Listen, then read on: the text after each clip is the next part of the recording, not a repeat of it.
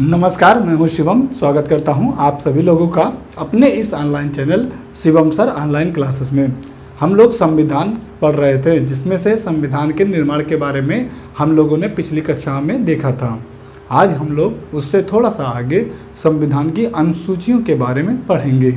जैसा कि आप सब लोग जानते हैं कि हमारे संविधान के मूलभूत संविधान उसे कहते हैं जब 26 जनवरी 1950 को अपनाया गया था। उस समय संविधान में जो जो भाग थे, जो जो अनुसूचियाँ थीं, जो जो अनुच्छेद थे, उनको मूल संविधान के तहत रखा गया है।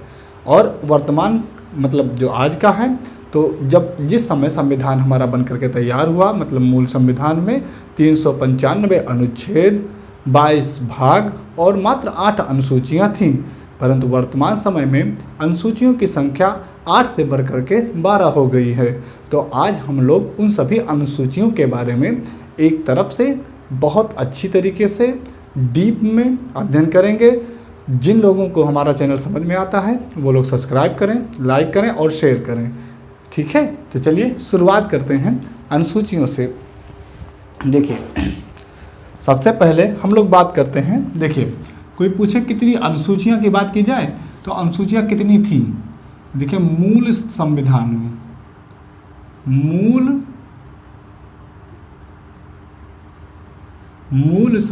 में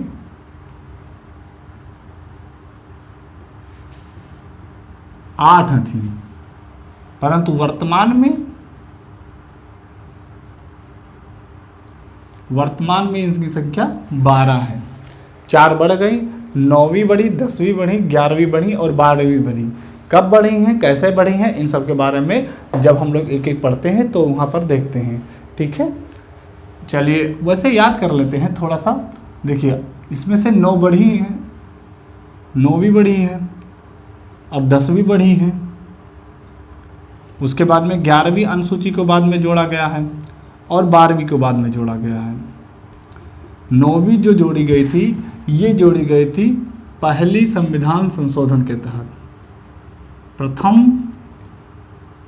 संविधान संशोधन के तहत।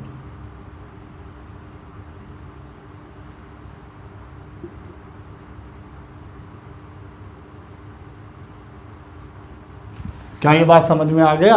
और पहला संविधान संशोधन हमारा हुआ था 1951 में। ठीक है, कब हुआ था? 1951 में हुआ था। 10वीं जो अनुसूची थी ये जोड़ी गई थी। 10वीं अनुसूची ये 52वें संविधान संशोधन से, 52वें संविधान संशोधन।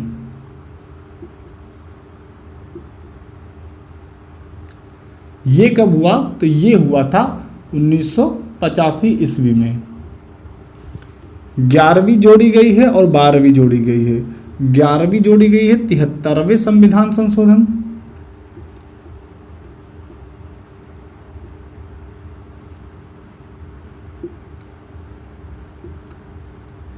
और ये जोड़ा गया है 74वें संविधान संशोधन।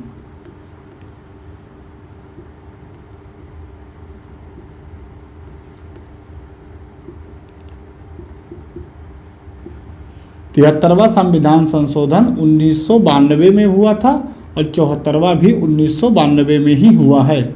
इस तरीके से 4 के चारों अनुसूचियां कब जोड़ी गई हैं, एक बार हम लोग अच्छे तरीके से पढ़ लेते हैं। सबसे पहले है 9वीं अनुसूची, फिर 10वीं अनुसूची और उसके बाद में 11वीं अनुसूची और फिर आ गई 12वीं अनुसूची। 9वीं अनुसूची कब जोड़ा गया? प्रथम संविधान संशोधन से। कब हुआ? 1951 में। कब हुआ? 1951 में। उसमें 51 है, उसके जस्ट एक जोड़ देंगे तो आ जाएगा 52। यानी 10वीं अनुसूची कब जोड़ी गई? तो 52वें संविधान संशोधन से। ये कब हुआ? तो ये हुआ 1985 में। कब हुआ? 1985 में। डेट ज़्यादा नहीं इम्पोर्टेंट है, वह केवल सन इम्पोर्टेंट है। सन बहुत पूछा जाता है। 11वां अनुसूची कब जोड़ा गया? तो 11वीं जोड़ी गई 73वें संविधान संशोधन से 1992 में, और जो 12वीं थी ये 74वें संविधान संशोधन से 1992 में। ये दोनों तो आपको आसानी से याद हो गए होंगे। क्या ये बात समझ में आ गई? डेट इसके मतलब सन इसके 1992 ही हैं, इसकी 1985 है और इसकी 1991 है। अब हम लोग एक तरफ से पहली अनुसूची क्या थी, दूसरी क्या थी, तीसरी क्या थी, इन सब के बारे में पढ़ते हैं। तो पहली अनुसूची में संघ और राज्य क्षेत्रों के बारे में है। क्या है? पहली अनुसूची में संघ और राज्य क्षेत्र के बारे में है। दूसरे में क्या है? दूसरी अनुसूची में है दूसरी अनुसूची में है वेतन और भत्ता है। दूसरी अनुसूची में वेतन और भत्ता है। तीसरी अनुसूची में शपथ है। तो चलिए एक एक के बारे में अच्छे से थोड़ा सा पढ़ा जाए। आइए,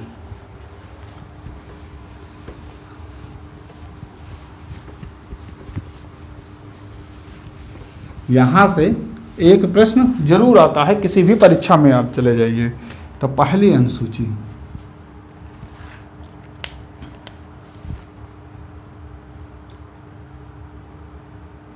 प्रथम अनुसूची,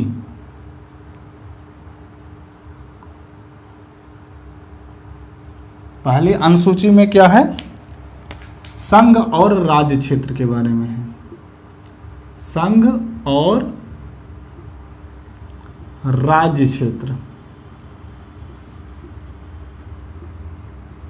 देखिए, इस समय भारत में वर्तमान समय में कितने 28 राज्य हैं। राज्य कितने हैं? 28 राज्य हैं। और संघ क्षेत्र कितने हैं?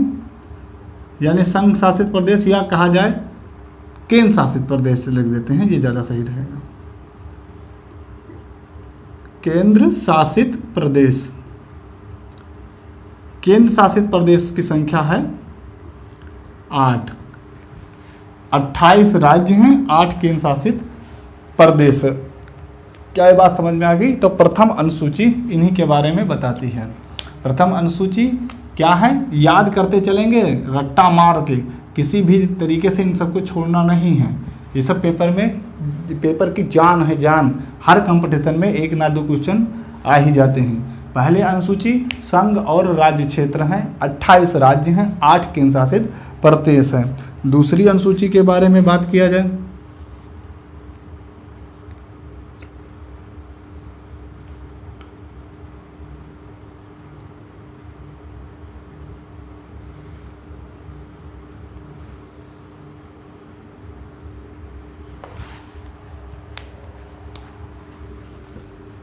दूसरे में है वेतन, भत्ता और पेंशन। क्या ये बात समझ में आ गई? तो दूसरी अनुसूची में क्या क्या दिया गया है? वेतन, भत्ता और पेंशन के बारे में जानकारी दी गई है। अब इसमें किसके किसके के वेतन के बारे में दिया गया है? तो इसमें राष्ट्रपति हैं और प्रमुख मतलब अन्य अधिकारी हैं। समझ में आ गया? तो इन सब के चीज़ों के बारे में भी थोड़ा सा जानकारी जरूर ले लेते हैं। देखिए, किसके किसके वेतन और भत्ते के बारे में दी गई है? तो हो जाएंगे राष्ट्रपति, हो जाएंगे, और कौन हो जाएंगे? प्रमुख पदाधिकारी। राष्ट्रपति और प्रमुख पदाधिकारी। इसमें कौन कौन हो जाएंगे प्रमुख पदाधिकारी के अंतर्गत? देखिए, जैसे हो गए उपराष्ट्रपति, उपराष्ट्रपति हो गए, लोकसभा के अध्यक्ष और उपाध्यक्ष हो गए। एक एक बात याद रखेंगे, लोकसभा के अध्यक्ष और उपाध्यक्ष,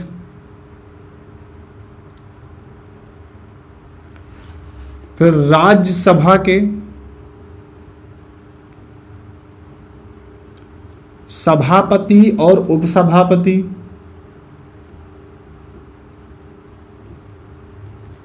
राज्यसभा के सभापति और उपसभापति,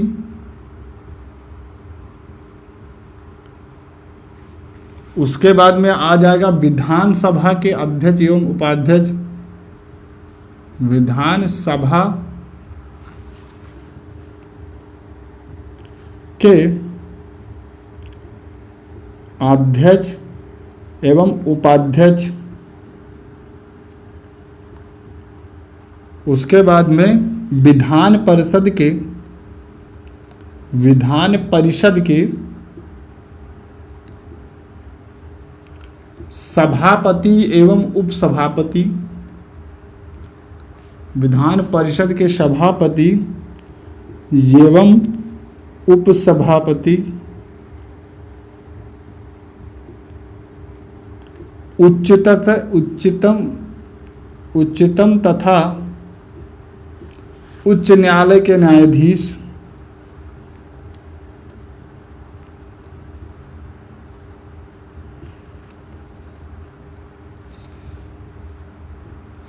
उच्चतम तथा उच्च न्यायालय के न्यायाधीश, भारत के नियंत्रक एवं महालेखा परीक्षक,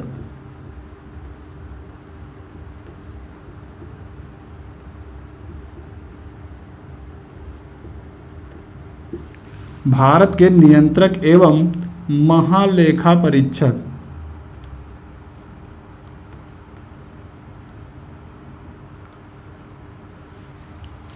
इतने लोगों के वेतन भत्ता और पेंशन के बारे में प्रावधान कहाँ पर दिया गया है?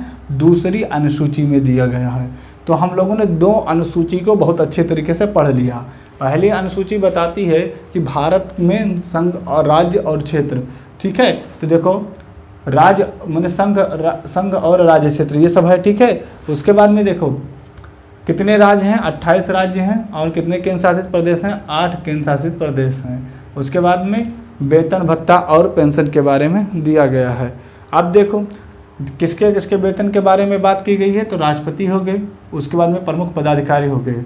फिर प्रमुख पदाधिकारी के अंतर्गत कौन कौन आएंगे? तो उपराष्ट्रपति आएंगे, लोकसभा के अध्यक्ष और उपाध्यक्ष आ जाएंगे, राज्यसभा के सभापति और उपसभापति आ जाएंगे, विधानसभा के अध्यक्ष और उपाध्यक्ष आ जाएंगे, विधान परिषद के उपसभापति और सभापति आ जाएंगे, उच्चतम और उच्च न्यायालय के न्यायाधीश आ जाएंगे और भारत के महान लेखा नियंत्रक एवं महालेखा परीक्षक आ जाएंगे और सभी लोग आ जाएंगे। तो मतलब मुख्य लोगों की बात कर दी गई है। आपसे डायरेक्ट पूछा जाएगा कि भारत के नियंत्रक एवं महालेखा परीक्षक के वेतन भत्ते के बारे में किस अनुसूची में वर्णित किया गया है? तो हमारा जवाब हो जाएगा दूसरी अनुसूची में। पूछा जाए कि लोकसभा के उपाध्यक्ष का जो वेतन है उसका वर्णन किस अनुसूची में किया गया है? आपका क्या जवाब हो जाएगा? दूसरी अनुसूची। क्या ये बात समझ में आ गई? अब हम लोग इसके आगे तीसरी अनुसूची के बारे में पढ़ते हैं। तो हम इसको मिटा देते हैं थोड़ा सा।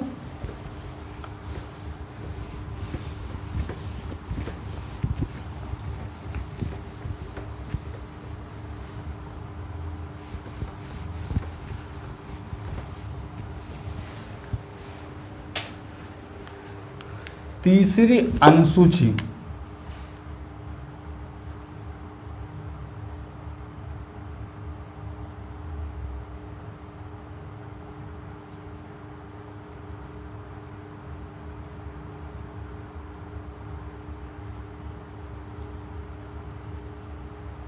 इसमें क्या है?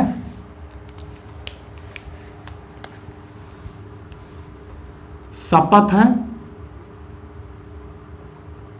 प्रतिज्ञान है, प्रतिज्ञान का प्रारूप है। क्या ये बात समझ में आ गई? शपथ और क्या है? प्रतिज्ञान का प्रारूप है। शपथ के बारे में बात किया जाए तो इसमें राष्ट्रपति, उपराष्ट्रपति और उपराष्ट्रपति और राज्यपाल इन तीनों का शपथ इस अनुसूची के तहत नहीं आता है। क्या बात समझ में आ गई? किसका किसका? राष्ट्रपति का नहीं आता है, उपराष्ट्रपति का नहीं आएगा और किसका? राज्यपाल का नहीं आएगा। जो राष्ट्रपति हैं, देखिए राष्ट्रपति का शपथ, राष्ट्रपति के शपथ का जो वर्णन है ये आर्टिकल 60 में कहा गया है। क्या ये बात समझ में आ गया? कौन से आर्टिकल में है? आर्टिकल 60 में है। उपराष्ट्रपति की बात कर ली जाए, उपराष्ट्रपति, तो इनका जो शपथ है, इनके जो शपथ का प्रारूप है ये किसके तहत है, तो आर्टिकल 69 के तहत है। उसके बाद में आ जाइए राज्यपाल, राज्यपाल का शपथ ये आर्टिकल नंबर 159 में है। ये बात हमेशा याद रखेंगे कि इन तीनों का इसके अंतर्गत नहीं आता है। राष्ट्रपति का किस अनुच्छेद में है, 60 में है। उपराष्ट्रपति का 60 में 9 जोड़ दो तो 69 में है। और राज्यपाल का किस अनुच्छेद में है, तो 159 में है। इन तीनों का अनुसूची 3 में नहीं है, अनुसूची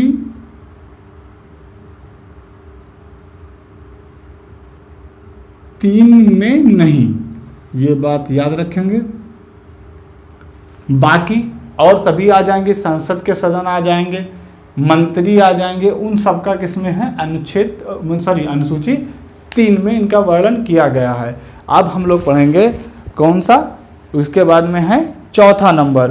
तो चौथा नंबर है, देखिए अनुसूची 4, क्या है, अनुसूची 4।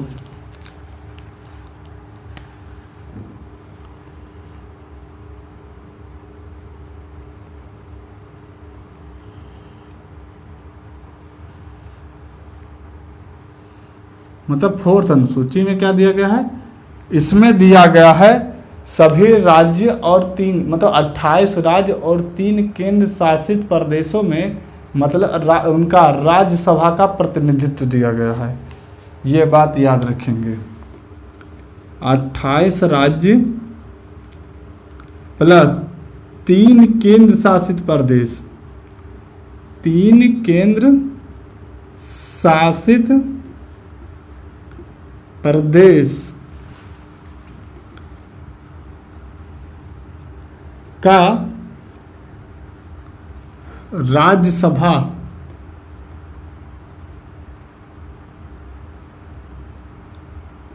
की सीटों पर आवंटन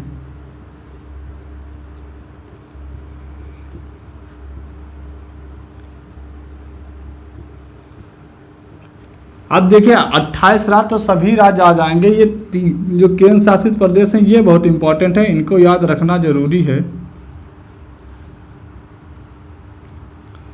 पहले पर है दिल्ली, दूसरे नंबर पर है पुदुचेरी और तीसरे नंबर पर है कौन है, जम्मू और कश्मीर। ये 3 ही केंद्र शासित प्रदेश ऐसे हैं जहां पर राज्यसभा की सीटों का आवंटन है। समझ में आ गया। और ये तीनों लोग राष्ट्रपति के मतलब राष्ट्रपति के चुनाव में भी भाग लेते हैं। बात करेंगे वहां पर पहुंचेंगे तब। देखिए कुल राज्यसभा की जो सीटें हैं वो कितनी हैं, कुल सीट कितनी है,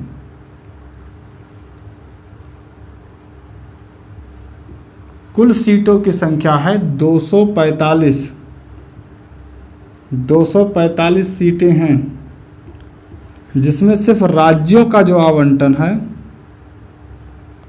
जिसमें राज्यों का आवंटन कितना है, राज्यों का आवंटन 233 सीटें हैं। ठीक है, कितनी है, 233, सॉरी यहाँ पर लिख दिए 233 सीटें हैं राज्यों की। और इनमें सर्वाधिक जो सीट है वो यूपी का है। क्या ये बात समझ में आ गई, सर्वाधिक सीट यूपी का है। कितनी सीटें हैं यूपी से, तो 31 सीटें हैं। बात करते हैं इन पर थोड़ा सा एक बार फिर।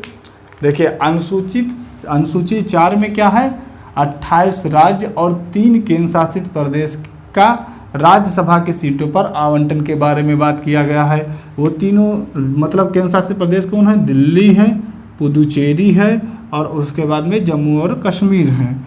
कुल सीटें कितनी हैं, 245 सीटें हैं, जिनमें राज्यों का आवंटन कितना है, 233 सीटों पर है। और इनमें सर्वाधिक सीटें किसकी है, यूपी की हैं। यहाँ पर लिखा है नहीं क्या, लिख देते हैं, उत्तर प्रदेश का है। कितनी सीटें हैं? 31 सीटें हैं। क्या ये बात समझ में आ गई? थोड़ा सा हम पानी पी लें फिर आगे बढ़ते हैं।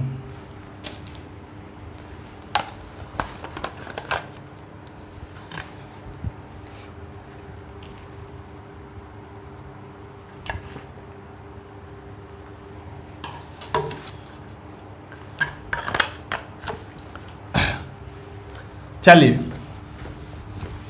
बहुत आसान सी बात है, इनको याद कर लेंगे तो आपका 1 नंबर कहीं नहीं जाने वाला।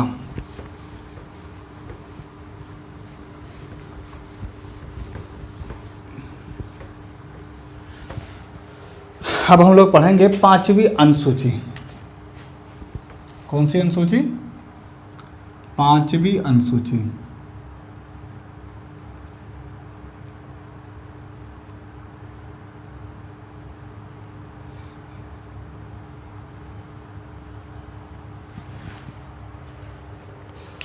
इसमें दिया गया है, एक लाइन में याद कर लेंगे, अनुसूचित जात, अनुसूचित जात और अनुसूचित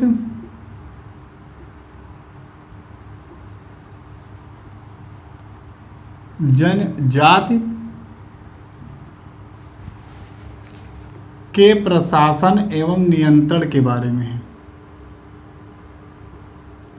के प्रशासन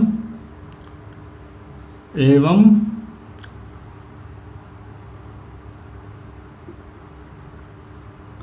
नियंत्रण के बारे में है। क्या ये बात समझ में आ गया? ये सीधा सीधा पूछा जाएगा कि अनुसूचित जाति और अनुसूचित जनजाति के प्रशासन और नियंत्रण के बारे में कहाँ पर बात कही गई है? तो 5वीं अनुसूची में बात कही गई है। अब देखिए, जो 6वां है, 6वीं अनुसूची बहुत इंपॉर्टेंट है। 6वीं अनुसूची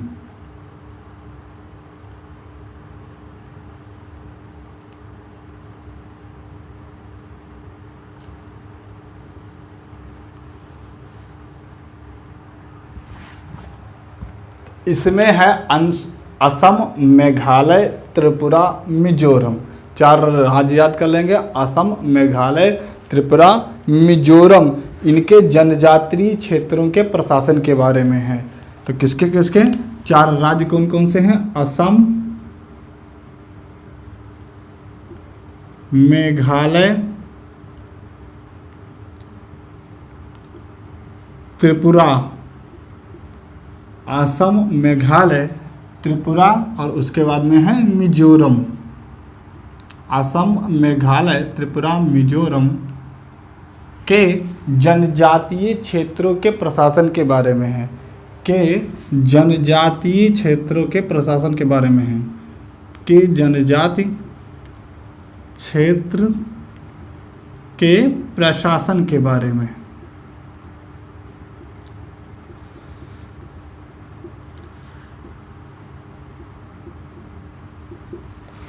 क्या ये बात समझ में आ गई? 6वीं अनुसूची में बस इतना याद रखना है। इसको एक ट्रिक से भी याद कर लेते हैं, AMTM, असम, मेघालय, त्रिपुरा, मिजोरम। ये का मतलब क्या हो गया? असम, मेघालय। मेघालय का मतलब क्या होता है? मेघों का घर। यानी यहीं पर तो चेरापूंजी है, मासिन रामो चेरापूंजी। देखिए, मेघालय में 3 पहाड़ियाँ हैं, गारो, खासी और जयंतिया। जब मानसून जाता है तो इसी के बीच में फंस जाता है। ये मासिन राम एक स्थान है, वहाँ पर विश्व में सर्वाधिक वर्षा वहीं पर होती है और इसीलिए इसको मेघालय कहा जाता है, मतलब मेघों का घर। ये त्रिपुरा है। त्रिपुरा की क्या खासियत होती है कि इसको बांग्लादेश 3 तरफ से घेरे हुए है और इसकी और बांग्लादेश की अंतर्राष्ट्रीय सीमा को शून्य रेखा भी कहा जाता है। आ जाते हैं मिजोरम। मिजोरम में मिजो पहाड़ी पाई जाती है, मिजोरम। क्या ये बात समझ में आ गई? असम, मेघालय, त्रिपुरा, मिजोरम के प्रशासन के बारे में। अब 6वीं के बाद में आ जाते हैं 7वीं अनुसूची। सातवीं अनुसूची बहुत ज़्यादा इम्पोर्टेंट हुई। वो कैसे? क्योंकि इसमें क्या है, शक्तियों का विभाजन दिया गया है। क्या दिया गया है?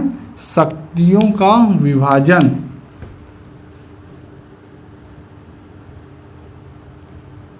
सातवीं अनुसूची में शक्तियों का विभाजन है।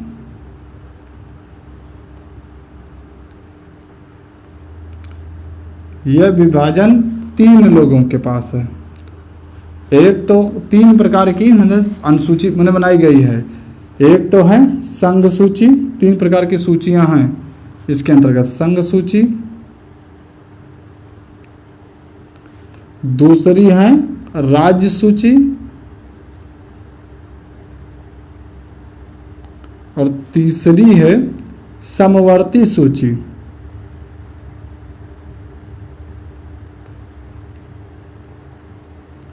संघ सूची में सम्मिलित विषय पर केंद्र सरकार कानून बनाता है। कौन बनाता है कानून? केंद्र सरकार बनाती है। राज्य सूची में जो विषय दिए गए हैं इसमें राज्य सरकार कानून बनाती है।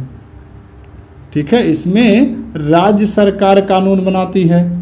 जबकि समवर्ती सूची में केंद्र सरकार और राज्य सरकार ये दोनों बनाती हैं। क्या ये बात समझ में आ गई? समझ में आ गया। संघ सूची पे कौन का कानून बनाता है? केंद्र सरकार बनाती है। राज्य सूची पर राज्य सरकारें नियम कानून बनाती हैं, और समवर्ती सूची में दोनों बनाती हैं। परंतु अगर एक ही विषय आ जाए तो जिसमें केंद्र भी बनाए और राज्य भी विषय बनाए तो उसमें केंद्र वाला विषय ही मान्य होगा, राज्य वाला स्थगित हो जाएगा, मतलब नहीं माना जाएगा। समझिए। और जो ये समवर्ती सूची है, समवर्ती सूची का प्रावधान किस देश से लिया गया है? तो ये प्रश्न इंपॉर्टेंट है। ये लिया गया है ऑस्ट्रेलिया के संविधान से। कहाँ से लिया गया है? ऑस्ट्रेलिया के संविधान से।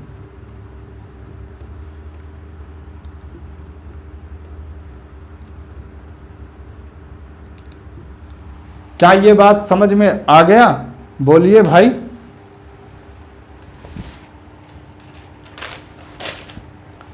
देखिए एक बात और याद कर लीजिए कि देखिए जिस संघ सूची में पहले इसमें थी कितने विषय? पहले इसमें 97 विषय थे। इसमें मात्र कुल कितने विषय थे? 97 विषय थे। लेकिन वर्तमान समय में 100 विषय हैं। कितने विषय हैं? 100 विषय हैं। राज्य में पहले कितने विषय थे? पहले मात्र 66 विषय थे। इस समय विषयों की संख्या घटा दी गई है। वर्तमान समय में मात्र 61 विषय है। कितने विषय हैं? 61 विषय है। समवर्ती सूची में पहले विषय थे 47, लेकिन अब बढ़ा दिया गया है और वर्तमान में 52 विषय हैं। क्या ये बात समझ में आ गया? 7वीं अनुसूची समझ में आ गई। 7वीं अनुसूची बहुत इंपॉर्टेंट है। सारे अनुसूचियाँ इंपॉर्टेंट हैं, 5वीं 6वीं 7वीं। देखिए 12 ही मात्र अनुसूची है और इन 12 से आपको किसी न किसी पेपर में कोई ना कोई अनुसूची आना ही आना है। तो एक बार ऐसा हमने सोचा कि ऐसा पढ़ लिया जाए कि सारे मतलब कहीं से भी कोई क्वेश्चन आ जाए तो आपका हो जाए काम। अब इससे ज़्यादा डीप में नहीं आ सकता पेपर में। ये आ सकता है कि कौन कौन सा विषय है, जैसे पुलिस किसका है, रेलवे किसका है, तो इन सब के लिए आप किसी भी नॉर्मल किताब में देख लेंगे। वैसे अक्सर पेपर में यही आता है। ठीक है, चलिए आगे बढ़ा जाए। अब हम लोग पढ़ेंगे 8वीं अनुसूची, जो कि बहुत इम्पॉर्टेंट अनुसूची है।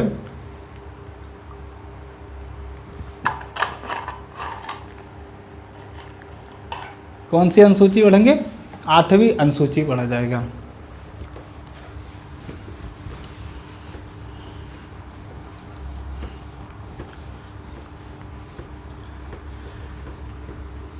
बहुत अच्छे से समझेंगे 8वीं अनुसूची।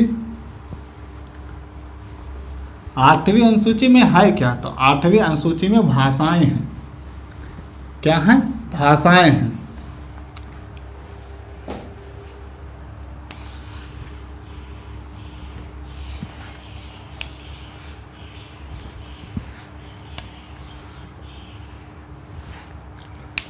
आठवीं अनुसूची में भाषा है।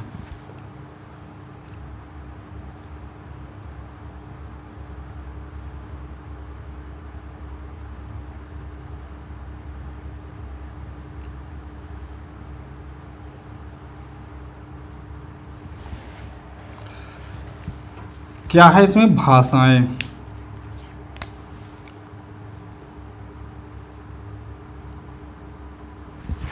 देखिए, हमारे संविधान जब बनकर के निर्माण हुआ था तो उस समय 8वीं अनुसूची में मात्र 14 भाषाएं थीं। कितनी भाषाएं थी? 14 भाषाएं थी। परंतु वर्तमान समय में कुछ संशोधन हुए जिनके तहत भाषाओं की संख्या 14 से बढ़कर के 22 हो गई है। तो हम लोग सारे मतलब पढ़ेंगे, सभी को एक अच्छे से पढ़ते हैं, ठीक है। भाषाएं में पहले बात देखा जाए, मूल संविधान में कितनी थी?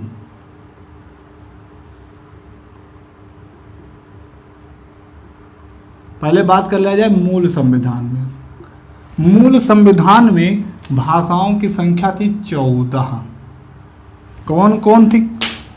देखिए, मार्कर गिर गया, मतलब कि कहीं ना कहीं ये इम्पॉर्टेंट है। समझ में आ गया? कितनी भाषाएं थी?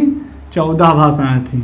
जरा इनके नाम नोट करेंगे, थोड़ा सा देखेंगे और कोशिश कीजिए कि आपको भी याद हो जाए। जैसे हिंदी, हिंदी हो गया। हिंदी के बाद में दूसरी आप लोग याद रख लीजिए उर्दू। हिंदी और उर्दू। उसके बाद में हो गया संस्कृत। आसान है याद करना, हिंदी, उर्दू, संस्कृत हो गया। अब ऊपर चले जाइए तो ऊपर राज्य पड़ता है कश्मीर, तो कश्मीर से याद कर लेंगे कश्मीरी। कश्मीरी हो गया। उसके बाद में और नीचे आएंगे तो उसके बाद पड़ता है पंजाब, तो उसी से याद कर लेंगे पंजाबी। पंजाबी के बाद राजस्थान है तो राजस्थानी नहीं है। उसके बाद में आ जाएंगे गुजरात, तो उससे हो जाएगा गुजराती। उसके बाद में नीचे चले जाएंगे तो पड़ता है मुंबई, जहाँ पर यानी महाराष्ट्र, वहाँ पर बोली जाती है मराठी। अब इधर चले जाएंगे पूरब की तरफ तो पहले राज्य पड़ता है कौन? उधर असम पड़ता है, तो असमिया। क्या हो गए? असमिया। उसके बाद में थोड़ा सा पहले आएंगे तो बंगाल पड़ता है, तो बंगाल से हो जाएगा बांग्ला। उसके बाद और आगे आ जाएंगे तो पड़ता है उड़ीसा, तो उड़िया। उसके बाद में नीचे चले जाएंगे तो नीचे के 4 हैं, तेलुगु, कन्नड़, तमिल और उसके बाद में हो गया मलयालम। मलयालम 1 2 3 4 5 6 7 8 9 10 11 12 13 14। देखिए, इस तरीके से 14 के 14 भाषा जो हमारे मूलभूत संविधान में थे उन सबको हम लोगों ने याद कर लिया। कैसे याद किया? सबसे पहले हम लोगों ने पढ़ा अपने यूपी में तो हिंदी, उर्दू और संस्कृत आसानी से याद हो गया। अंग्रेजी को नहीं सम्मिलित करना है, ये विशेष ध्यान रहे। फिर भारत के राज्य में चलते हैं तो सबसे ऊपर पड़ता है कश्मीर, तो कश्मीरी हो गया। उससे नीचे आते हैं पंजाब, तो पंजाबी हो गया। उसके नीचे आते हैं गुजरात, तो गुजराती हो गया। फिर नीचे चले आते हैं और थोड़ा सा तो महाराष्ट्र है यानी मराठी हो गया। फिर पूरब में चले जाते हैं तो पूरब में पड़ता है असम, असम से हो गया असमिया। उससे पहले आते हैं बांग्लादेश, तो बांग्लादेश से बांग्ला। उसके बाद में आ जाता है उड़ीसा, तो ओडिया। उसके बाद में नीचे चले जाते हैं तो हो जाता है तेलुगु, फिर कन्नड़, फिर तमिल, उसके बाद में मलयालम। इस तरह से कुल मिलाकर के 14 भाषा हो गए। अब देखिए वर्तमान में कितनी भाषाएं हैं। वर्तमान में अगर मैं बात करूं वर्तमान में भाषाओं की संख्या तो कितनी है? 22 हैं। कितने मतलब ये 14 पहले थे, 14 फिर 1 फिर +2 और फिर +4, इस तरीके से जुड़ा है। 14, 1, 2 और 4। समझ में आ गई बात। अब देखिए 14 तो मूल वाले हो गए, ये एक मतलब ये कब जुड़ा, तो सबसे पहले आप लोग याद रखेंगे 21वां संविधान संशोधन कौन सा अनुच्छेद है। देखिए 21वां संविधान संशोधन, मैं बताता हूं आपको, उतना याद करना है। संविधान संशोधन 21 रुपया चढ़ा करके कहीं आते नहीं हैं, जाते हैं तो शादी वादी में। 21 में 30 अगर जोड़, अच्छा 21 में मैं कितना जोड़ दूँ,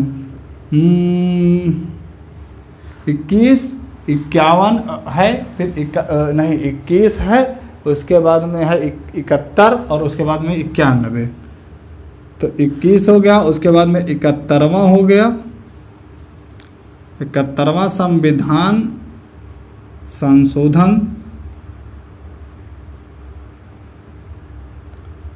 और उसके बाद में आ जाता है 91वां संविधान संशोधन।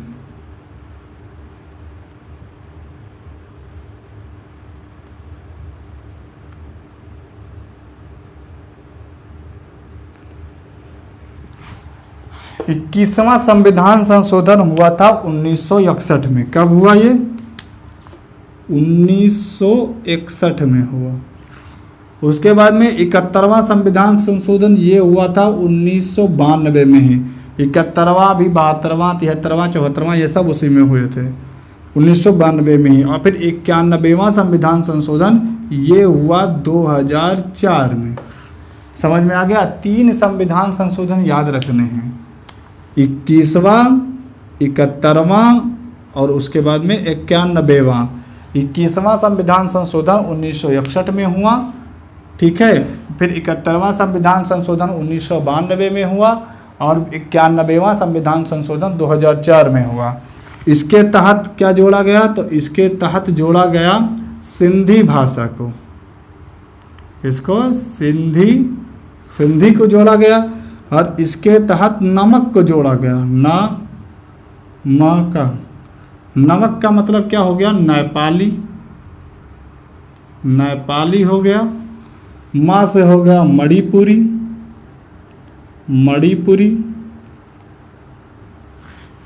और का से हो गया कोंकणी। तीनों भाषा याद हो गए होंगे, नेपाली, मणिपुरी और कोंकणी। इसमें आप लोग याद रखेंगे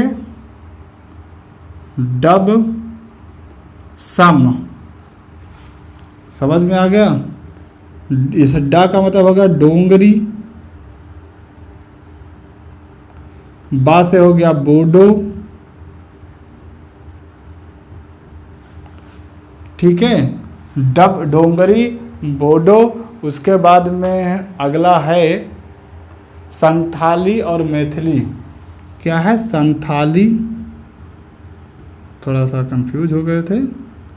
उसके बाद में है मैथिली। आपको ये पूरा, हमको लगता है कि पूरी याद हो गई होगी 8वीं अनुसूची। अधिकतर पूरी अनुसूचियों में ये 8वीं अनुसूची ही एकमात्र ऐसी अनुसूची है जहाँ से क्वेश्चन बनता है। और इससे एक क्वेश्चन और बनता है, देखिए अंग्रेजी जो है, अंग्रेजी मिजोरम की राष्ट्रभाषा है। मिजोरम की राजभाषा, सॉरी, मिजोरम की राज्यभाषा है।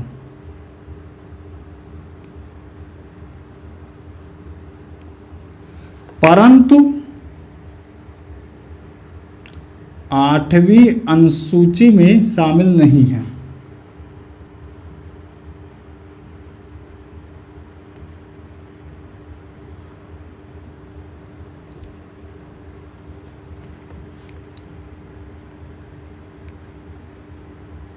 क्या ये बात समझ में आ गई? अब हम लोग पढ़ेंगे 9वीं अनुसूची को। कौन सी अनुसूची? 9वीं अनुसूची, जिसमें ऐसे विषयों को शामिल किया गया है जिनको हम न्यायालय में चुनौती नहीं दे सकते हैं। चलिए आगे बढ़ते हैं।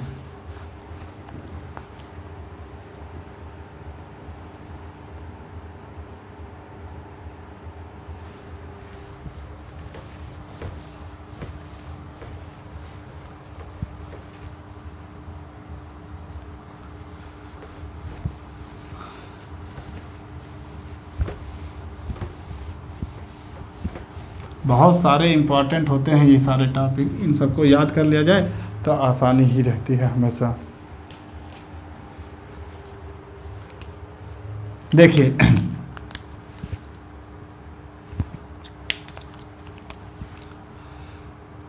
नौवीं अनुसूची,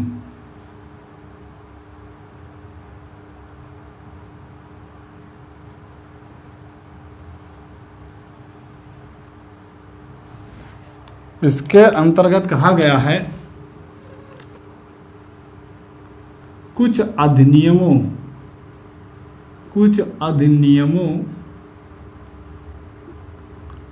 और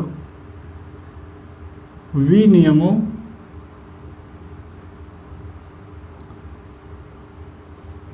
का विधि मान्यकरण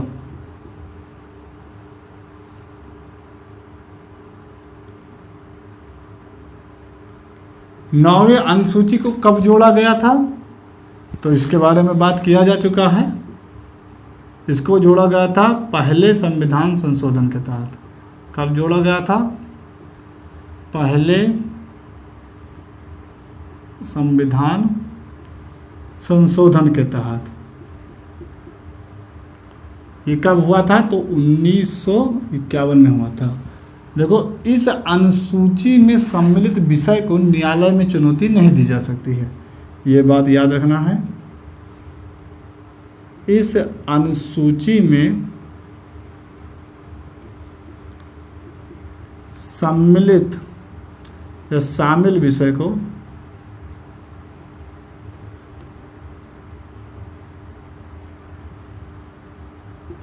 न्यायालय में चुनौती नहीं दी जा सकती है।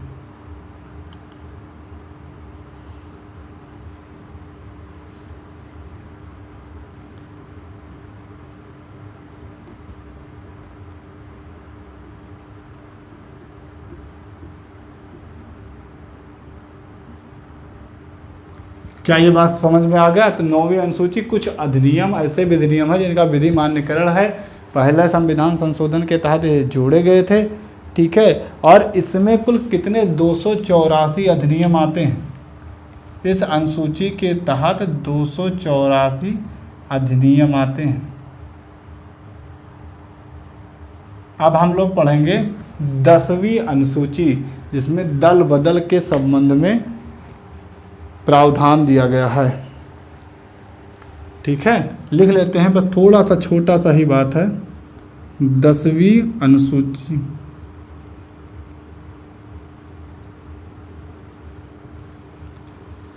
देखिए 10वीं अनुसूची में दल बदल के संबंध में प्रावधान दिया गया है। दल बदल के संबंध में प्रावधान।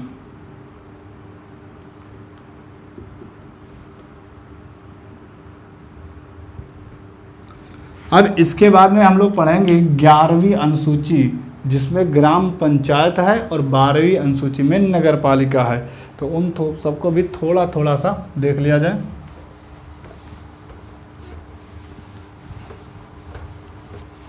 और फिर आज 11 अनुसूची पढ़ने के बाद ही इस क्लास को विराम दे देंगे।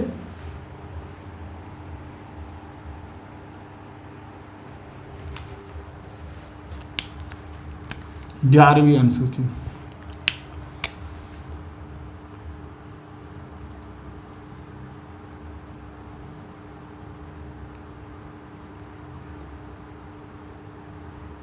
देखिए 11वीं अनुसूची के तहत पंचायतों को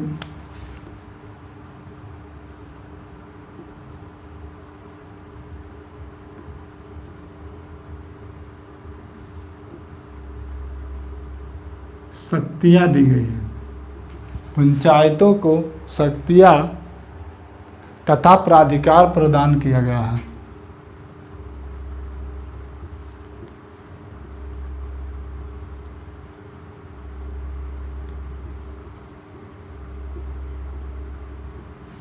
क्या ये बात समझ में आ गया? ये जानते ही हैं आप लोग 73वें संविधान संशोधन से जोड़ा गया था, कोई विशेष मतलब नहीं है। और फिर आ जाता है 12वीं अनुसूची।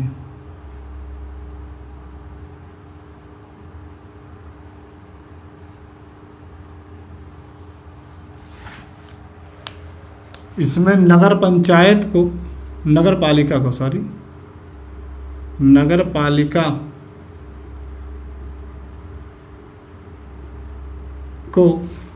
पालिका को शक्तियाँ दी गई हैं।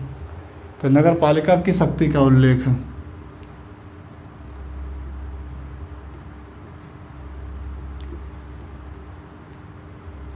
ये भी आप लोग जानते ही हैं 74वें संविधान संशोधन के तहत इसको जोड़ा गया था।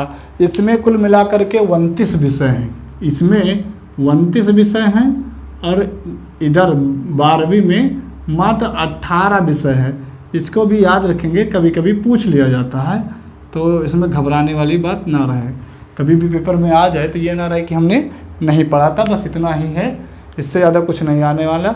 अब हम लोग अगले पार्ट में पढ़ेंगे, भाग पढ़ लेंगे, उसके बाद में संविधान के स्रोत पढ़ लेंगे कि मतलब कहाँ से क्या क्या चीज़ें ली गई हैं, उसके बाद में वरीयता कम पढ़ लेंगे और फिर हम लोग पढ़ेंगे एक एक चीज़ों के बारे में। पहले राज्यों का पुनर्गठन पढ़ा जाएगा, उसके बाद में फिर भाग नंबर 2 पढ़ा जाएगा, नागरिकता, फिर उसके बाद में धीरे धीरे से बढ़ता चला जाएगा। ठीक है, तो हमारे वीडियो को लाइक करें, शेयर करें और हमारे चैनल को सपोर्ट करें। ठीक है, धन्यवाद।